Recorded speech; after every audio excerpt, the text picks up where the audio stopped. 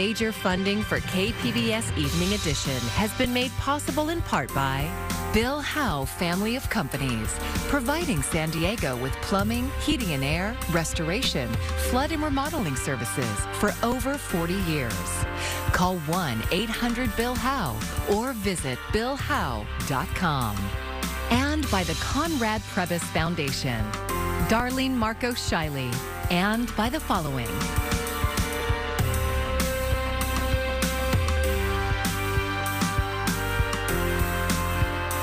By viewers like you. Thank you.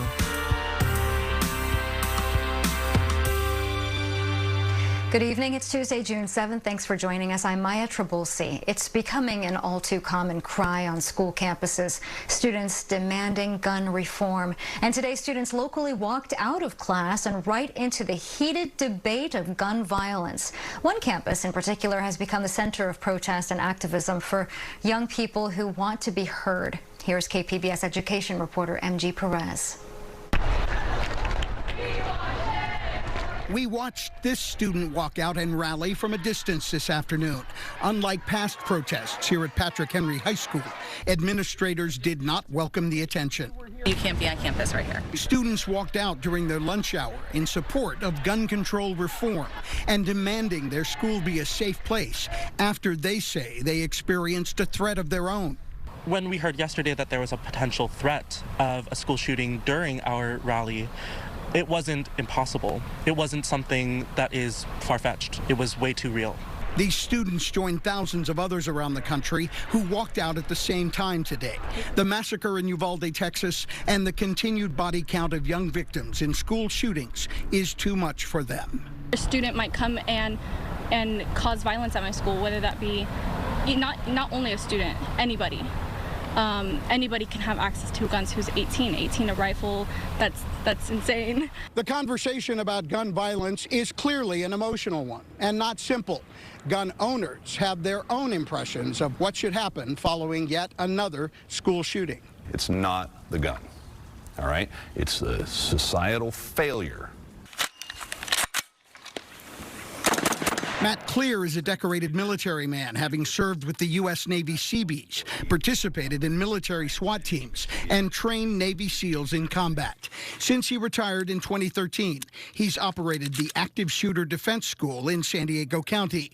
His students include law enforcement officers and parents with their own teenage children. We teach people how to fight and how to shoot. Okay. We teach you how to do it so well that you can think about the other things in the situation.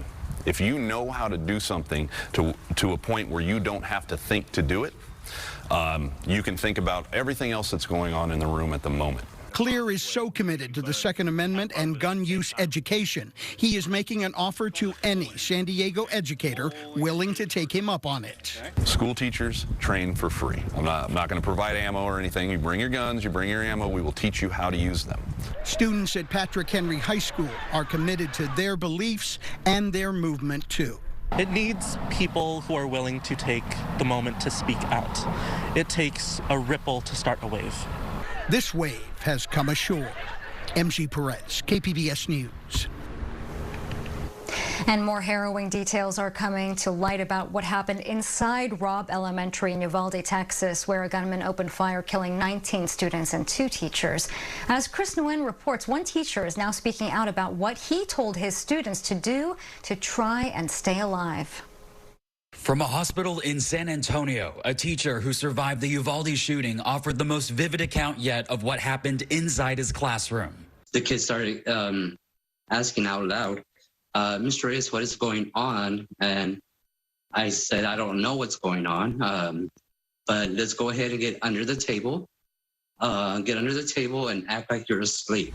In an interview with ABC, Arnulfo Reyes recalled the moments he and his students in classroom 111 heard gunshots while they were watching a movie. As he told them to take cover, Reyes says the gunman entered the classroom and opened fire. One bullet went through his arm and lung, and another hit his back, according to ABC. One of the students from the next door classroom was saying, "Officer, we're in here. But they had already left. And then he got up from behind my desk, and he walked over there and he shot over there again. Officers had responded within minutes of the suspect entering the school, but were repelled by the gunman's fire and then stationed in a hallway waiting for reinforcements, even as children inside called 911 and begged for help. I get more angry because you have a bulletproof vest. I had nothing. Meanwhile, in Washington, an impassioned plea from actor and Uvalde native Matthew McConaughey urging lawmakers to act. Start by giving all of them our promise that their dreams are not going to be forgotten. Chris Wynn, KPBS News. It's primary election day across California, but the polling places in our county have looked empty for most of the day. KPBS reporter Kitty Alvarado with why it's not too late or hard to cast your ballot. Right up there in that building. Andre Phillips from Chula Vista is casting his primary ballot from his car at the county registrar's office in San Diego. Thank you for voting. You're welcome. Pretty convenient, huh? What do you think? It is pretty convenient. I have permanent mail ballot.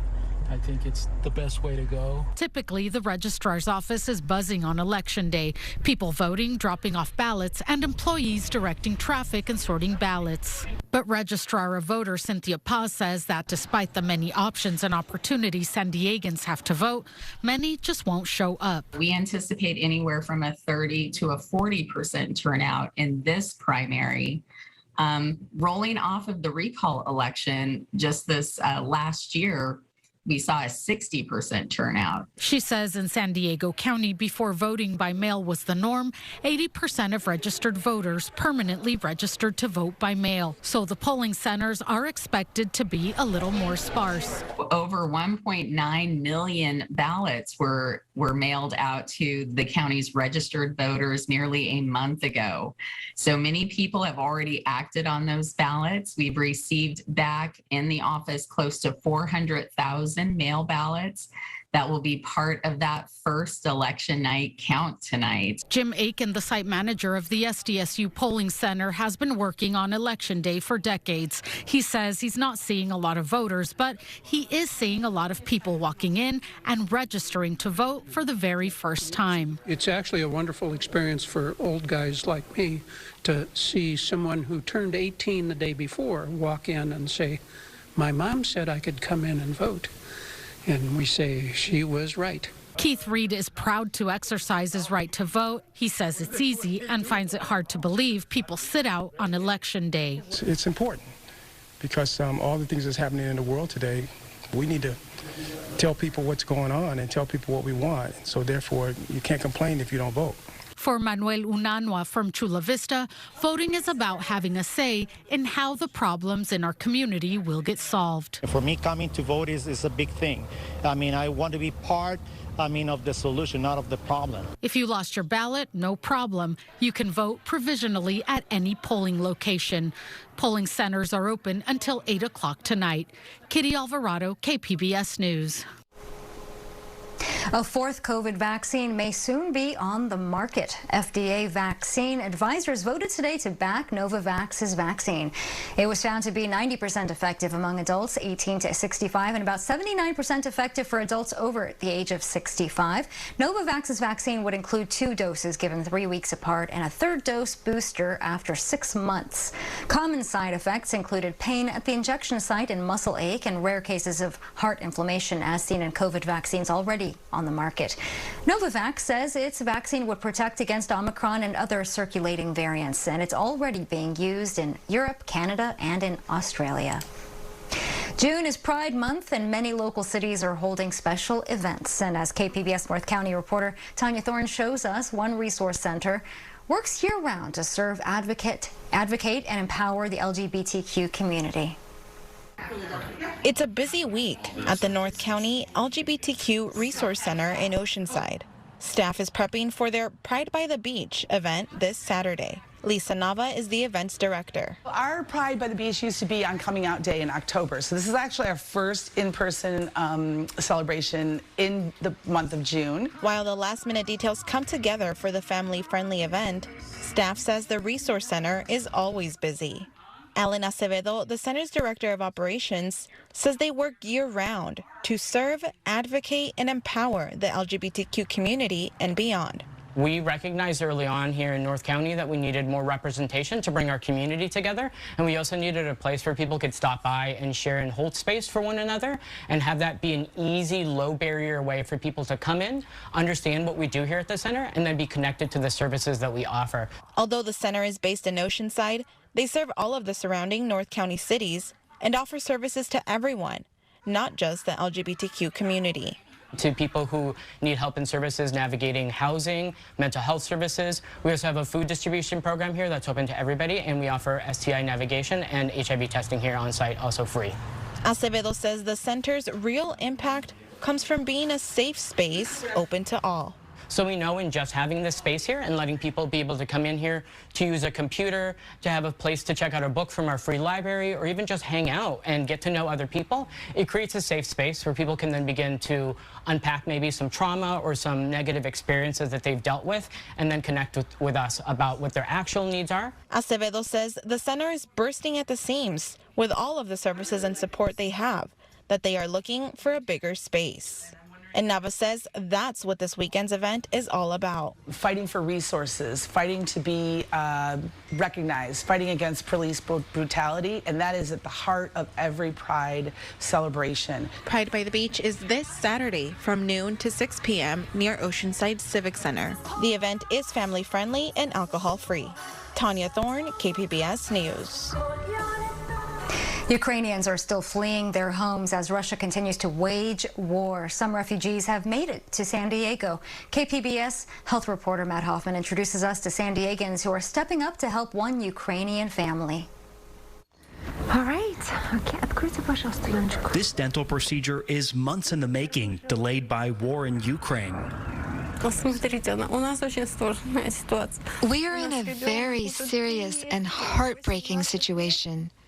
We have nothing other than our travel suitcases, and we are completely dependent on the volunteers helping us. Olena Vorobyova is from Ukraine's capital city, Kyiv. She was on vacation in Mexico with her husband and teenage son when Russia invaded. The family sought haven in the U.S. by crossing the border in San Isidro, but there's still no escaping the horrors of war. People don't understand what we're going through. Several times a day, I'm getting text messages from friends and family with deaths of loved ones.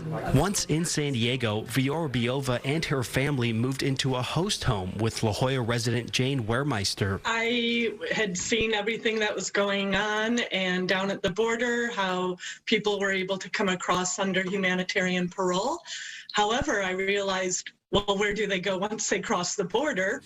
Wehrmeister has been helping the family adjust to life here. With a little Google Translate, she learned that Olena was in the middle of a dental procedure before Russia invaded. Unable to return to Ukraine and finish the work, she reached out to the San Diego County Dental Society. They found dentist Ilona Gable with Inspire Smiles. Maybe I can't stop the war, but I can make it better for the people who are here. So that was like an immediate yes. You know, I responded right away to email. I called them several times to make sure that you put me on, make sure you send them here. Gable is Russian. Me having this unique skill, you know, of speaking Russian, being there for them, right? Being able to communicate and also do what I can. Large part of what we do is to give back. So any opportunity I have to give back, especially considering, again, people are here because of the war, like not by choice, right? Some of Gable's family is still in Russia. Doing dental work on Vorobyova is not without risk. I'm taking a step of courage. I am almost certain it's going to negatively impact perhaps my family, but I'm just stepping in courage because, again, the principle of what's right is more important. Vorobyova is having 4 crowns replaced, typically at a cost of around $18,000, but Gable is not charging her. And this isn't the first time she's stepped in to help. Gable's nonprofit Inspire Changes provides pro bono dental restorations for trafficking victims. She measures success on how much she can give and encourages others to do the same. Like, be generous, like not just even giving, but like step beyond that and be like extra generous with time, anything that you can contribute to making another life better, I feel is the best way to be in the world, and that's how we can make the the world a better place. Be the change. Vorobyova is thankful for the help, but the disruption of war lingers in different ways. She says in Ukraine, her teenage son is an international karate competitor. As a mom, I feel completely helpless as I cannot do anything for my child. He is extremely depressed and barely communicates. He locks himself in a room, puts headphones on, and does not even speak to me. Vorobyova wants to be independent, and she's seeking work permits. We want people to understand that we have no say in the situation. We are prisoners of our circumstances. We just want to go home. Matt Hoffman, KPBS News. New action from the White House announced yesterday in an effort to get closer to meeting climate goals. President Biden is ordering emergency measures to boost the domestic manufacturing of solar panels. The aim is to jumpstart the industry after groups complained the solar sector is being impeded by supply chain issues stemming from inquiry into possible trade violations with Chinese products. The White House also announced a 2-year tariff exemption on panels from Southeast Asia. Severe drought is impacting much of the western United States. Some lawmakers in California are considering buying out farmers who use a lot of water to help save wildlife. But not everyone is in favor of the move. Andrew Hobner has details. This is give a little to save a lot, because once we lose species, they're gone. We can never get them back. John McManus of Golden State Salmon believes these buybacks can help aid the resurgence of salmon, a $900 million industry annually in California. The salmon industry in California is one of those rare industries that actually relies on a natural product that needs to be sustainably managed. Proponents believe this is a chance to save critical species and incentivize the sale of the land. This is really a plan that's kind of aiming in that direction of having people and farms on the landscape simultaneously in a more sustainable way. But some are skeptical. Those are private water rights that are owned by farmers. And if we don't have water, we're not going to have food. And so you're not a willing seller until they take your water away from you and you can't make a living on your land. And believe there are other options. We're buying farmland to retire it and use that water for environmental purposes when we have other options. State Senator Brian Dahle believes water storage can help the state through droughts that lead to these debates. We have $97 billion in surplus here in the Capitol, and we're not putting money towards building reservoirs. Many potential answers to $1 million question. How can we harmonize 40 million people on the landscape with very sensitive ecosystems that have specific environmental needs? And that was Andrew Hobner reporting. The proposal would allocate $1.5 billion in taxpayer money to buy water rights. State legislators and Governor Gavin Newsom are working on budget negotiations this month.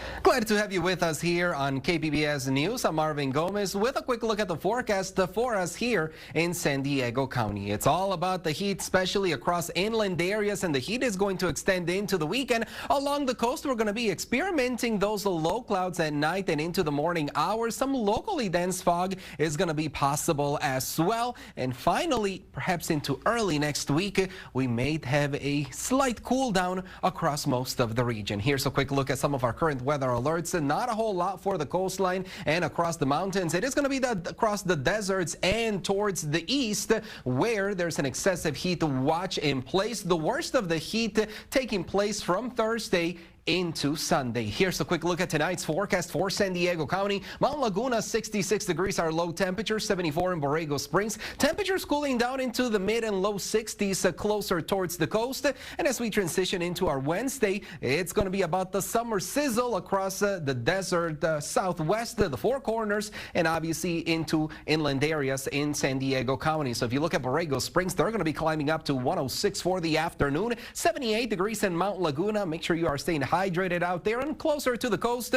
Again, waking up to some of those low clouds, and those eventually lift into the afternoon. Thursday into Friday, along the coastline, that's where we're going to find some comfort, because inland areas across our area and for the rest of the Southwest, we're going to keep the heat in place. Here's a quick look at your 7-day outlook for the coast. Temperatures climbing up into the upper 70 into the weekend. And for inland areas, we're at 84 degrees on Wednesday, eventually getting closer to 90 degrees both for Saturday and Sunday. In the higher elevations, we're talking about upper 70s for Wednesday and Thursday, possibly getting closer to 80 degrees as we transition into your Saturday. And last but not least, across the deserts, we're going to see those triple digits for the next few afternoons. The worst of the heat, the most pronounced numbers happening this upcoming Saturday with a high of 113 degrees. For KPBS News, I'm Marvin Gomez. I'm Judy Woodruff. Tonight on the NewsHour, where a bipartisan effort to address gun violence stands in Congress following recent mass shootings. Coming up at 7 after Evening Edition on KPBS. Low-income families will now have easier access to baby formula amid a nationwide shortage. The USDA is offering waivers so families with federal WIC benefits can access formula that's not normally available to them. The products have been imported from other countries as part of Operation Fly Formula. WIC benefits allow families to obtain formula for free. But there are restrictions on type, size, and brand. About 1.2 million infants are part of the program.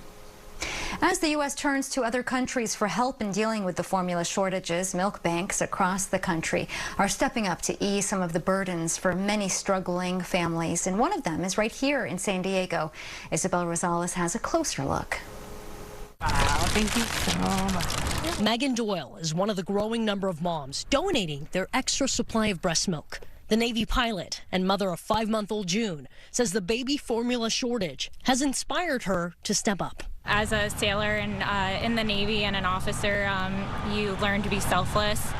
So this is just another way to give that selfless service. And every drop is making an impact. Donations are pouring in at the University of California Health Milk Bank in San Diego. Executive Director Lisa Stillwagon says they've seen a 5-fold increase in people signing up to donate. The unexpected response to this formula shortage has been the outpouring of desire to help other people from families in our community. We had a call from a young woman who wanted to try to lactate so she could help us. She does not even have a child. That surge in donations means the nonprofit can expand its supply at a time when families are struggling to find formula on store shelves to feed their babies. It could be a child born and adopted, a child born via surrogate pregnancy, and the family isn't going to have access to the mother's milk. Thanks to that generosity, hospitals relying on the milk bank are able to send new families home with a lifeline. Pediatrician Michelle F. says the donations are critical for women who are not able to produce any milk or enough of it, including those with biological or medical limitations. Approximately half of our newborns need some amount of supplementation, and I would say that 75% of those choose to use the donated human milk.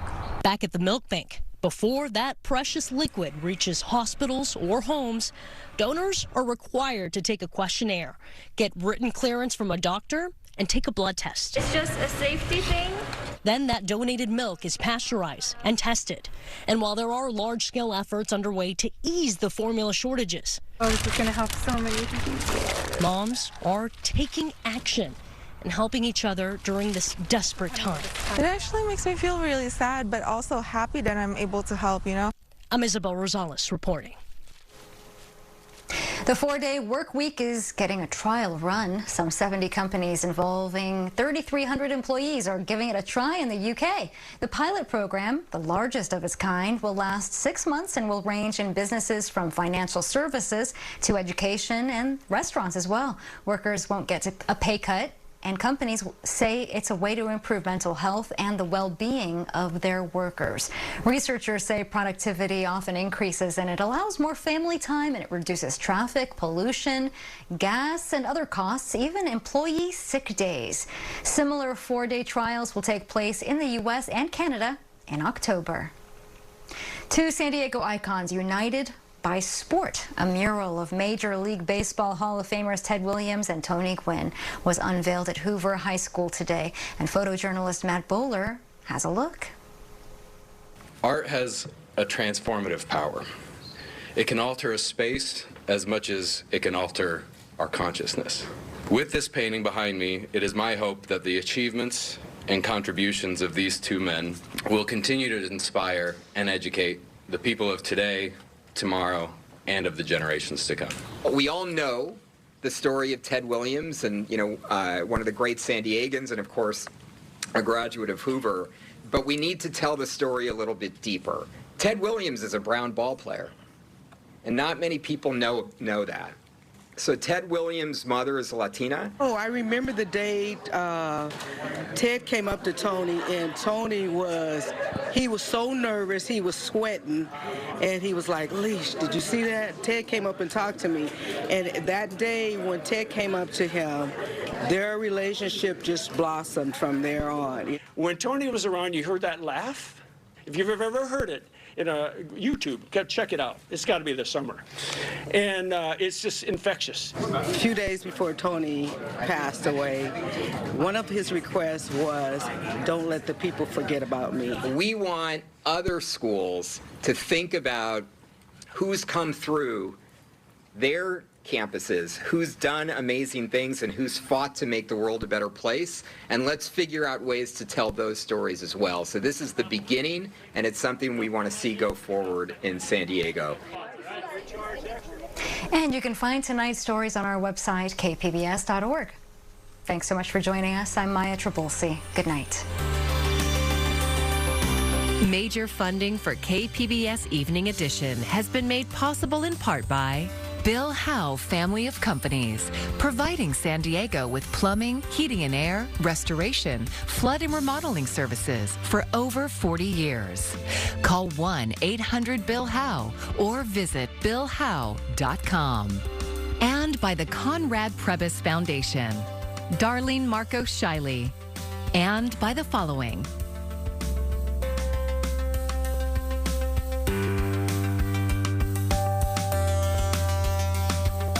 by viewers like you. Thank you.